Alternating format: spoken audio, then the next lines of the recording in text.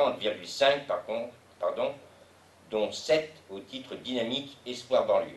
C'est par texto que le président d'Angers-Loire Métropole a appris ce matin la bonne nouvelle.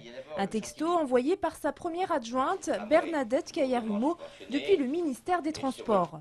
L'État va apporter au projet du tramway une aide de 30,5 millions d'euros. Ce coup de pouce s'inscrit dans le cadre du Grenelle de l'environnement qui fait du développement des transports collectifs l'une de ses priorités. Cette subvention de l'État s'ajoute aux 7 millions d'euros déjà octroyés au projet du tramway. Un tramway financé à hauteur de 2,5 millions d'euros par l'Union européenne et de 13,3 millions par la région des Pays de la Loire.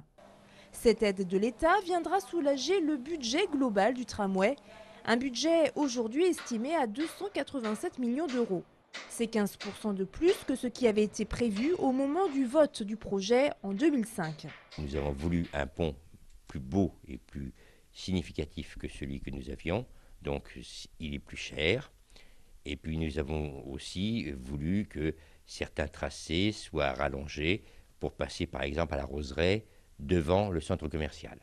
Parmi les autres surcoûts, les aléas des travaux, le chantier du pont plus compliqué que prévu et la flambée du prix des matières premières.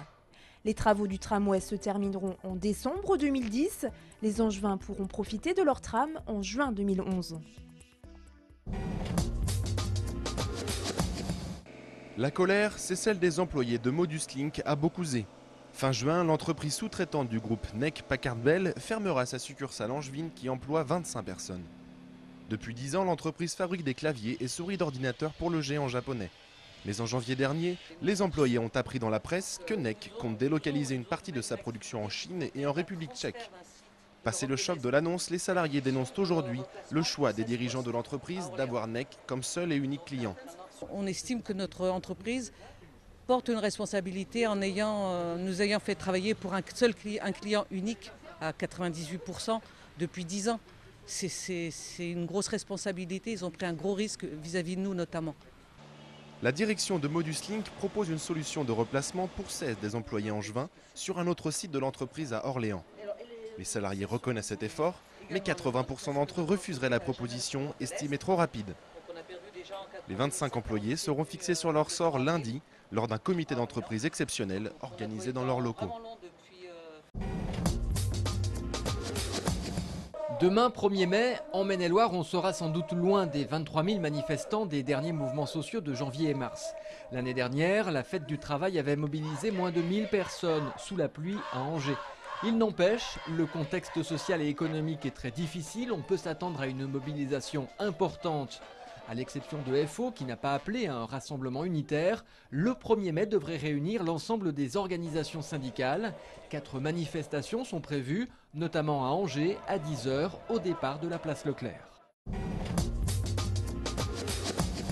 Après plusieurs mois de blocage, certaines universités ont d'ores et déjà prévu de repousser les dates d'examen à l'été.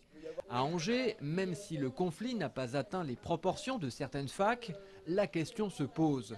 Le conseil d'administration annoncera sa décision jeudi prochain, le 7 mai.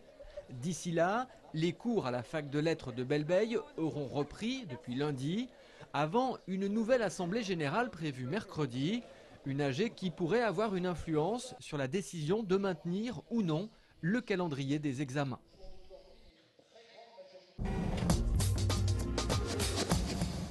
Quelle prise en charge pour les SDF et les demandeurs d'asile à Angers dans le Maine-et-Loire? C'est le thème du magazine C'est-à-dire qui sera diffusé sur notre antenne à partir de ce week-end.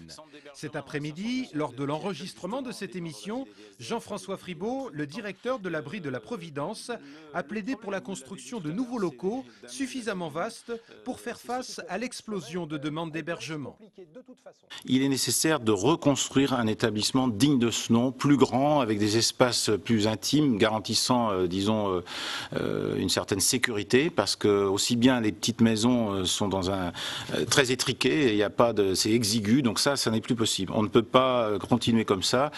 Comme il y a aussi projet pour une autre association de reconstruire un établissement, c'est le moment historique, on va dire, de reconstruire quelque chose, et on fait un appel aux autorités, toutes confondues, pour qu'on nous aide à entendre ça et à effectivement lancer un projet à la hauteur d'une agglo de 280 000 habitants.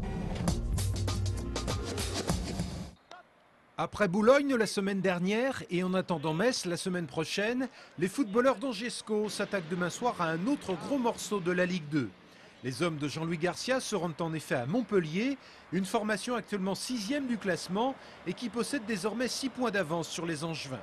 Ce déplacement dans l'Hérault n'aura rien d'une partie de plaisir face à la meilleure attaque du championnat, mais Jean-Louis Garcia reste confiant. Aujourd'hui, on est dans une idée d'aller à Montpellier avec un état d'esprit fort, avec des notions de solidarité, de combativité, d'engagement athlétique. Il faut qu'on s'accroche pour sortir de cette période difficile.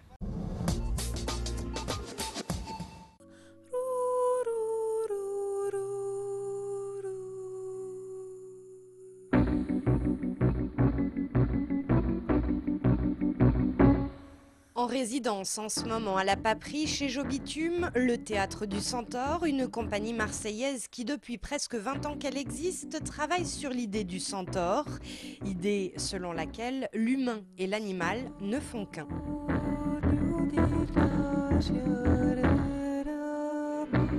Flux, le spectacle en préparation, est une suite de poèmes visuels et sonores dont certains sont des films réalisés un peu partout dans le monde, comme ici à Marseille.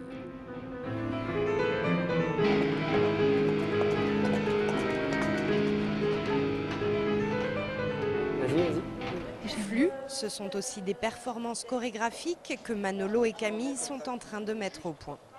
Cette chorégraphie que travaille Camille en ce moment, c'est une chorégraphie qu'on a élaborée à partir de la notion des flux des migrants et donc de l'enracinement et de la perte de racines.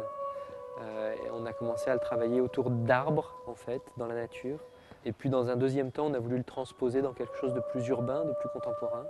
Et donc l'arbre s'est transformé en lampadaire. Flux est l'une des 5 sorties de fabrique, c'est-à-dire des répétitions en public qui seront données gratuitement samedi après-midi à la Paperie chez Jobitume. E basta.